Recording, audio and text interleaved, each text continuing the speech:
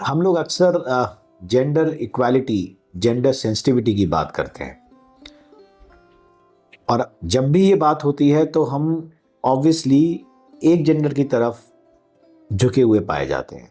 And that is quite obvious, क्योंकि बहुत सालों से, सदियों से ये हमने देखा भी है, महसूस भी किया है कि यस, विमेन या लेडी सफरर्स होती है और ऐसे कई उदाहरण भी हमारे पास हैं। पर समय शायद बदल गया है। अब हम लोग विमेन एम्पावरमेंट की बात करते हैं, इक्वल राइट्स की बात करते हैं, तो हमें जेंडर इक्वालिटी की भी नई डेफिनेशन एक बनानी चाहिए।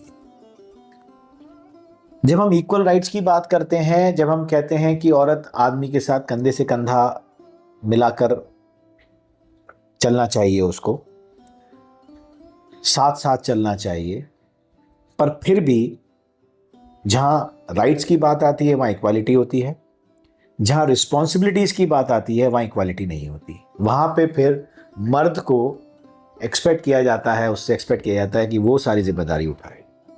कई जगह ऐसा होता है, एक्सेप्शंस आर ऑलवेज।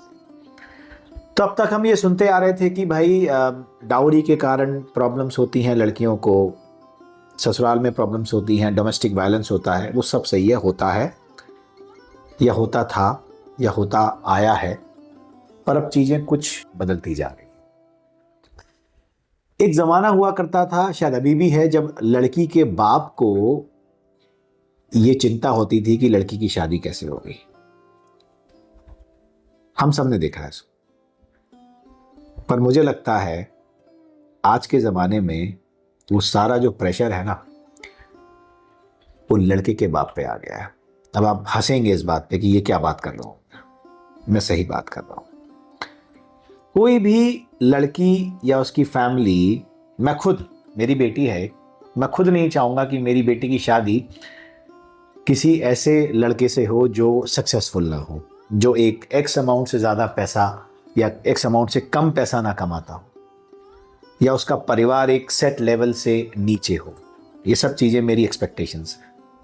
तो मैं किसी गरीब से, किसी कमज़ोर से, किसी कम सक्सेसफुल इंसान से अपनी बिटिया को नहीं ब्याहना चाहूँगा, कोई भी नहीं चाहे। तो आज आप सोच सकते हैं कि वो जो प्रेशर है उस लड़के के दिमाग पर वो कितना है, उस लड़के के परिवार पर कितना है, कि मुझे इतना सक्सेसफुल बनना है कि मेरी शादी हो जाए या मुझे कोई ऐसी लड़की मिल जाए जो मेरे को रिगार्ड करे बिकॉज आई एम सक्सेसफुल। तो प्रेशर माप नहीं सकते आप, प्रेशर है। लड़की ससुराल जाती है, बिल्कुल नहीं होती है, ससुराल वाले भी नहीं होते हैं, लड़के भी नहीं होते हैं, लेकिन रिस्क अभी तक मानते हैं कि लड़की का है। कभी आपने सोचा है कि रिस्क लड़के का भी हो सकता है?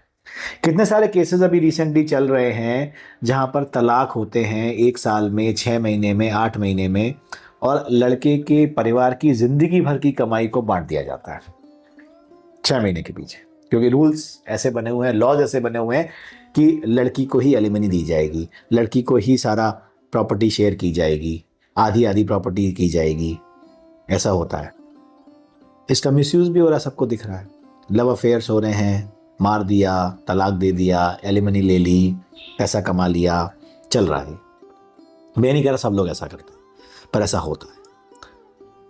कभी हमने जेंडर इक्वालिटी, जेंडर सेंसिटिविटी के इस एंगल को देखा है कि लड़के की तरफ से क्या है? कई परिवारों को मैं ऐसे जानता हूं जहां पर लड़के की कोई गलती नहीं थी, लड़की का पहले से अफेयर था और वो एक प्लान्ड वे में शादी की गई, शादी करके डिवोर्स लिया गया, एलिमनी ली गई, प्रॉपर्टी में हिस्सा लिया गया, और लड़का और उसका परिवार ठगा सा महसूस कर रहा है अपने आप को, क्योंकि they just made a wrong decision. And that particular marriage रिश्तेदारों के बीच की थी, ऐसा नहीं है कि दूर की बात थी वो। तो क्या अब ये समय नहीं आ गया कि हम ये रूल्स को रीडिफाइन करें, डिवोर्स की कंडीशंस को रीडिफाइन करें, इस पूरे प्रोसेस का इन्वेस्टिगेशन हो, उसके बाद डिवोर्स की कंडीशन डिसाइड हो? या सिर्फ क्योंकि एक जेंडर के फेवर में रूल्स हैं और हम ये सब कर दें?